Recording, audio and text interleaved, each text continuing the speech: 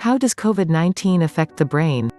Currently, knowing this information is one of doctors and scientists' new concerns. There's already evidence pointing to kidney and heart involvement, too, and so there's talk of it being a multisystemic disease. This is a big difference when compared with other viral pathologies such as influenza. These only cause respiratory symptoms, and, at most, a fever. However, research into coronavirus points to the ACE2 cell receptors as the keys to entry into different cells in the body. The ACE2 receptor, as we'll explain in this article, is present in many different places in our bodies. This is how COVID-19 affects the brain, by taking advantage of this protein. It's important to emphasize that the normal, well-known symptoms remain the same: fever, cough, tiredness, and respiratory distress. However, more and more people are showing secondary signs that can help to catch the infection earlier and gain time. We've already mentioned visual problems and loss of smell. However, we also need to add new research regarding neurological factors. The ACE2 receptor explains how COVID-19 affects the brain. Coronaviruses have a crown-shaped external form, and that's where their name comes from. That crown is composed of spicules that have the proteins they need to access human cells. The human receptor is the ACE2 protein.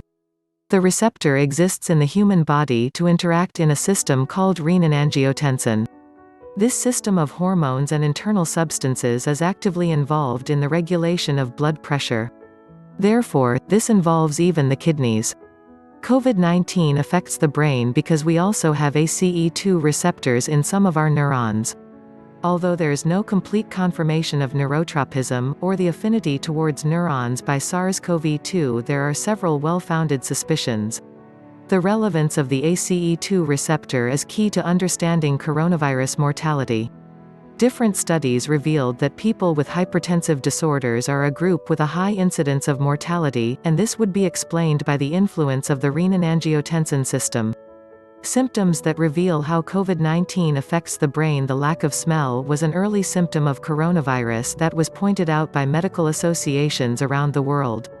They attribute this to the neurological tropism of SARS-CoV-2. The name given to this is anosmia, and neurologists agree that this would happen due to problems in the neurons belonging to the olfactory system.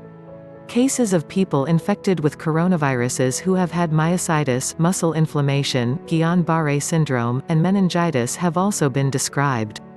All of these may also have to do with the central and peripheral nervous systems. An important risk in the effects of COVID-19 on the brain relates to the brain vasculature. In addition to the possible tropism of SARS-CoV-2 in neurons, the inner layers of the brain's arteries may also have damage. We know this microscopic endothelial damage as microangiopathy. In the worst-case scenario, this can also lead to intracerebral hemorrhage and a stroke. Find out more, how coronavirus affects the skin. 2 pathways of coronavirus brain damage. There are 2 possible pathways that the COVID-19 virus follows to affect the brain. One of these pathways is more direct and is based on the hypothesis of the neuronal tropism of the virus. The other pathway is indirect and is due to the multiple organs that go into shock when the patient is in severe shock in intensive care units. The direct route hasn't been completely proven, as we've already said. SARS-CoV-2 would enter the neurons via the ACE2 receptor in the same way as it enters the lungs and kidneys. On the other hand, the indirect route is the one that affects the evolution of the coronavirus within the body. Firstly, we have the respiratory issues, then pneumonia, failure of multiple organs, decreased blood flow to the brain and, consequently, the death of neurons that don't receive sufficient oxygen. Does COVID-19 affect the brain? Overall, we now know that COVID-19 affects the brain, either directly or indirectly. Meanwhile, scientific research will continue to keep us informed, and also reveal new aspects of this pandemic.